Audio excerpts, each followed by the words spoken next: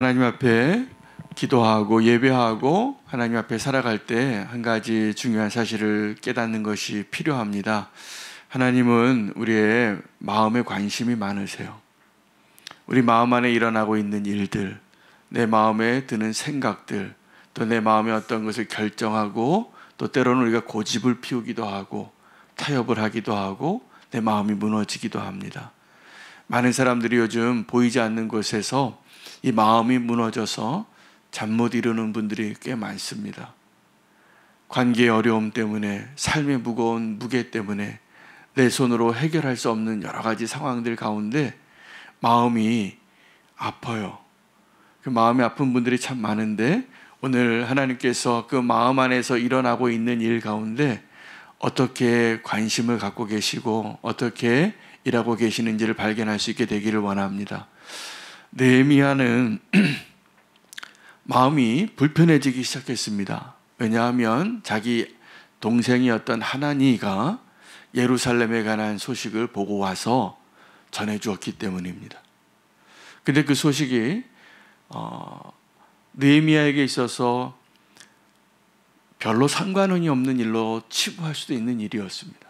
왜냐하면 느헤미야는 지금 이 아닥사스다 왕에게 굉장히 총애를 받고 있는 사람이었고 그런 고위 관직에 있었고 권력의 핵심에 편안하게 내가 유대인이었지만 유대인은 지금 예루살렘은 불타고 황폐해졌지만 나 한 사람의 삶을 따졌을 때는 이 바벨론이란 제국의 권력의 핵심에서 마치 에스더처럼 편안하게 살 수 있는 사람이었는데 그의 마음 안에 무슨 일이 일어났길래 오늘 이 느헤미야가 움직이게 되고 또 이 예루살렘 성을 성벽을 재건하기 위해서 움직이게 되고 있는가를 발견할 수 있게 되기를 원합니다.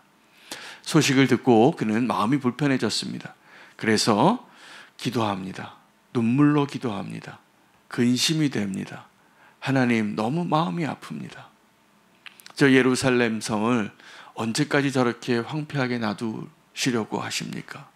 이 느헤미야가 지금 기도하고 있는 이 시점은 사실은 고레스라고 하는 사람이 하나님의 섭리 안에서 예레미야가 예언한 대로 이스라엘 민족을 보내라고 칙령을 내립니다. 그래서 포로 귀환이 시작이 되어져 1차 귀환이었어요. 그런데 오늘 이 느헤미야가 반응하게 되어지는 그래서 이 느헤미야와 함께 이 예루살렘에 가서 성벽을 짓는 사람들은 3차 귀환자입니다. 그러니까 1차 귀환 때 이미 하나님의 놀라운 역사가 있었는데 그 사이에 또다시 무너진 것을 보았던 거예요. 들었던 것이죠. 어쩌면 이 느헤미야는 1차 귀환 때는 가지 않았던 사람이에요. 왜요? 내가 지금 너무 편안하게 살기 때문이죠. 내가 지금 이 바벨론에서 성공하고 자리 잡고 안정적으로 사는데 이 예루살렘에서의 소식은 우리 어저께 사도행전 15장에 16장에 나왔던 이 바울이 보았던 환상처럼 마게도냐 사람의 환상과 같아요. 그 사람들의 손짓을 보고 그 무너진 소식을 듣고 느헤미야는 기도합니다.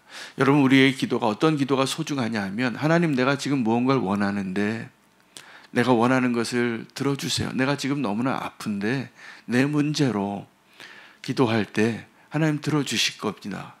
그런데 하나님이 우리의 마음을 헤아릴 때 우리가 이 느헤미야와 같이 그 하나님의 심정으로 마음이 불편해지고 하나님의 그 심정으로 마음이 아파질 때 우리의 기도가 바뀌어질 때 하나님은 그 기도에 반드시 응답하신다는 것을 우리가 알고 그렇게 그 기도에 전념할 수 있는 저 여러분 되시면 좋겠습니다. 느헤미야가요 4개월을 기도합니다. 그 소식을 듣고 니산월에 이르기까지 이 1장에 보면 아닥사스다 왕 제20년 기슬르월에 그 소식을 듣고 2장 1절에 보면 아닥사스다 왕 제20년 니산월에 4개월 차가 나는데 4개월 동안 이 소식을 듣고 마음이 불편해지고 근심되어져서 근심하고 기도했던 것입니다. 그래서 이 기도가 어떻게 되어지냐 하면 이 얼굴에 드러나는 거예요.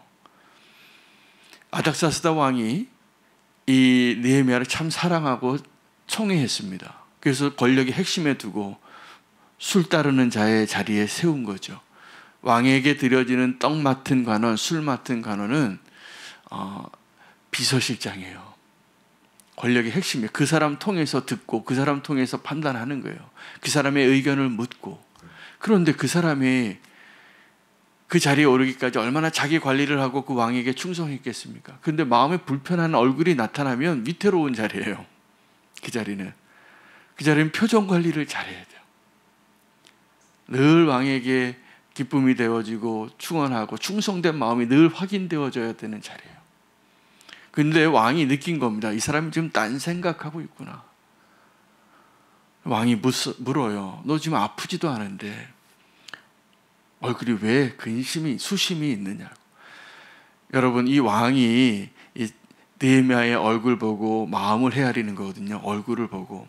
근데 하나님이요, 저와 여러분의 마음을 헤아리세요. 어쩌면 주님께서 오늘 저와 여러분에게 이렇게 물으실 거예요. 윤호야, 너 지금 무슨 근심이 있느냐? 뭐 마음 쓰이는 일이 뭐냐? 오늘 그 음성 들으시기를 바랍니다. 그 주님 앞에 정직하게 말할 수 있어야 돼요. 이 느헤미야가 왕에게 청해받는 사람이었고 정말 충성된 자였고 신뢰받는 자가 맞는 것 같아요. 그가 정직하게 말합니다. 그리고 그걸 왕이 믿어줘요. 왕이여, 내 지금 얼굴에 수심이 있는 것은 내 고향 땅 성읍이 저 유대 땅에 예루살렘이란 곳이 있는데 다 황폐되어졌다는 소식을 듣고 제가 40일 동안 잠이 안 옵니다. 밥이 안 넘어갑니다. 마음이 아픕니다. 그래서 그 왕이요, 이렇게 물어요. 느헤미야에게 뭐 해줄까 내가. 보십시오. 4절입니다. 왕이 내게 이르시되 그러면 내가 무엇을 원하느냐 하시기로. 이때 이 대답을 잘해야 돼요. 그래서 그때 느헤미야가 어떻게 하냐면 또 기도해요. 근데 이 기도는 4개월 동안 금식하고 슬퍼하면서 기도했던 그 기도와 다른 기도입니다. 근데 이 4개월 동안 그렇게 전심으로 하나님께 기도하는 자리에서 있었던 사람이기에 이 화살 기도가 가능한 거예요. 우리는 이 하나님 앞에 전심으로 기도하는 이 시간은 별로 나오기 싫어요. 여러 가지 이유로. 좀 더 자고 싶고 분주하고 몸이 불편하고 내 우선순위가 바뀌고. 여러분, 그런데 우리가 그 내 마음의 불편함을 하나님께 구하며 금식하며 기도했던 그 사람이 하는 화살 기도를 하나님이 들으실까요? 안 들으실까요? 들으세요. 근데 우리가 이 전심으로 드리는 기도와 화살 기도가 사실은 같은 선상에 있다는 걸 알아야 되는데 우리는 이 기도는 안 하고 내가 필요할 때만 주님을 찾잖아요. 자판기 하나님. 근데 문제가 해결될 때만 주님 앞에 나오고 뭐가 좀 어려워질 때만 하나님 앞에 나오는 거예요. 여러분, 이제 우리 그러지 않기를 원합니다. 늘 기도하는 교회 됐으면 좋겠어요. 그 기도의 부흥이 있기를 원해요. 내 마음에 불편한 것. 여러분, 오늘 이 본문에 그 마음이 불편했던 느헤미야와 함께 불편했던 또 다른 사람이 마지막 10절에 나오는데 산발랏과 도비야라는 사람이에요. 이 사람이 이렇게 이야기해. 두 사람이 이 예루살렘에서 이제 그들의 기득권을 가지고 있는데 이 예루살렘을 이스라엘 자손을 흥왕케 하는 자가 온다는 소식을 듣고 근심하기 시작해요. 여러분, 여기서 우리가 질문해 봐야 됩니다. 여러분, 지금 마음에 좀 불편한 거 있으시죠? 다? 저도 있더라고요. 오늘 제 말씀 준비하면서 내 마음에 지금 불편한 거, 내 마음에 평안이 없는 것, 마음의 한 켠에 그런 게 있어요. 이게 뭘까? 왜 그럴까? 그래서 이 질문을 하게 되는 거예요. 여러분, 지금 내 마음에 불편하게 여겨지는 것들이 하나님의 공의와 하나님의 뜻을 이루지 못해서 마음에 생긴 불편함입니까? 아니면 내 자존심과 내 기득권과 나를 인정해 주지 않는 것에 대한 섭섭함 때문에 생기는 불편함입니까? 잘 분별하셔야 돼요. 내 마음의 불편함이 바뀌어지시기를 축복합니다.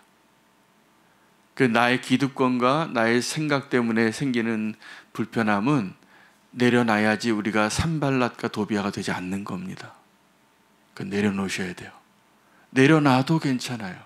하나님께 맡기세요. 마치 나발과 같은 미련한 자를 다룰 수 없으니까 하나님이 아비가일을 보내서 다윗이 그를 죽이려고 칼을 뽑았다가 도로 넣고 아비가일에게 감사를 표해요. 그 나발이라는 사람이요, 나중에 술 깨서 자기가 다윗이 보냈던 그 심부름꾼에게 했던 말들을 깨닫고 열흘 만에 자기가 자기 충격 때문에 죽어요. 여러분, 내 마음이 불편하게 하는 것, 왜 그때요? 다윗이 마음이 불편했어요. 화가 난 거예요. 칼을 뽑을 정도로. 내 마음에 불편한 것들이 그러한 불편함 때문에 잠 못 이룬다면 이제 우리가 사실은 해법은 너무나 단순해요. 그냥 주님께 맡기시면 돼요. 근데 우리가 그걸 붙잡는 겁니다. 그래서 불편하고 잠 못 이루는 거예요. 근데 우리가 잠 못 이루고 기도해야 될 것은 따로 있어요. 하나님이 이 땅에 아직도 그 잃어버린 영혼들이 주님께 돌아오지 못하고 하나님의 교회가 이렇게 무너져 있고 이 땅에 이 나라와 민족을 위해서 기도할 제목이 이렇게 많고 하나님의 나라를 회복하기 위해서 우리가 마땅히 해야 될 모습들을 이루지 못하고 있는 이 황폐함을 볼 때 그것이 불편해져야 돼요. 여러분, 하나님이 기뻐하시는 사람을 기억하시죠? 다윗입니다. 다윗은 하나님의 마음에 합한 자였어요. 그러니까 마음과 마음이 합해지는 것처럼 큰 동질감을 얻고 기쁨이 없어요. 우리가 예수님과 동행한다는 것, 그것은 예수님의 마음과 우리가 같은 페이지에 있는 거예요. 우리가 할 일이 아마 별로 없을지도 몰라요. 우리에겐 그렇게 능력이 없기 때문입니다. 이 느헤미야가요, 그 바벨론의 권력의 핵심에 있었지만 자기에게 별로 힘이 없었어요. 그런데 그가 기도하고 구하니까 왕이 그의 말을 다 들어줘요. 그의 아내를 통해서까지. 언제 돌아올 거냐? 왕의 편지가 힘이 있습니다. 그 120도를 통치하고 있는데 왕이 이렇게 칙령을 쓰면 그 지방에 있는 통치자가 왕이 명령한 대로 물건도 내주고 허락도 해주고 사람도 동원해 다 해줘야 되는 거예요. 하나님이 문을 여시면 불가능해 보이고 내가 내 힘으로 할 수 없던 것도 되어지게 될 것을 믿으시기 바랍니다. 근데 이게 언제 되는 거냐면 우리가 기도할 때입니다. 할렐루야. 오늘 우리가 그 느헤미야의 마음을 배우고 그 느헤미야의 기도로 우리가 주님 앞에 나가면 좋겠습니다. 우리가 기도할 때 주님이 일하실 겁니다. 내 마음의 불편함이 무엇인가의 그 대상을, 내용을 바꾸는 하루가 되기를 원합니다. 내 마음 안에 그 일어나는 그 일들을 통하여서 하나님의 일을 행하실 거예요. 우리의 기도가 바뀌니까. 여러분, 우리가 할 수 있는 일 가운데 가장 위대한 일이 뭐냐 하면 기도하는 겁니다. 주님께 맡기고 주님께 구하는 거예요. 근데 내 마음에 어떠한 불편함으로 기도하느냐예요. 하나님, 저 사람이 나를 한 대 때렸어요. 저 사람이 나를 좀 무시했어요. 이게 여러분의 기도의 제목이시라면 이제 그 기도의 제목이 바뀌시기를 축복합니다. 하나님, 저 예루살렘 성이 무너졌어요. 회복시켜 주세요. 내가 할 수 있는 게 뭡니까? 결국요, 이 느헤미야의 마음이 바뀌고 기도가 바뀌니까 이 느헤미야의 삶이 바뀝니다. 위대한 리더가 돼요. 그 땅으로 가요. 그리고 치열하게 그 성벽을 회복하는 일을 손수 감당해내요.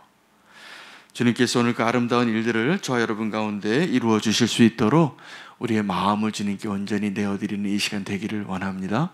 오늘 말씀 붙잡고 먼저 한번 기도하고, 오늘 기도하는 시간을 제가 조금 더 길게 가지려고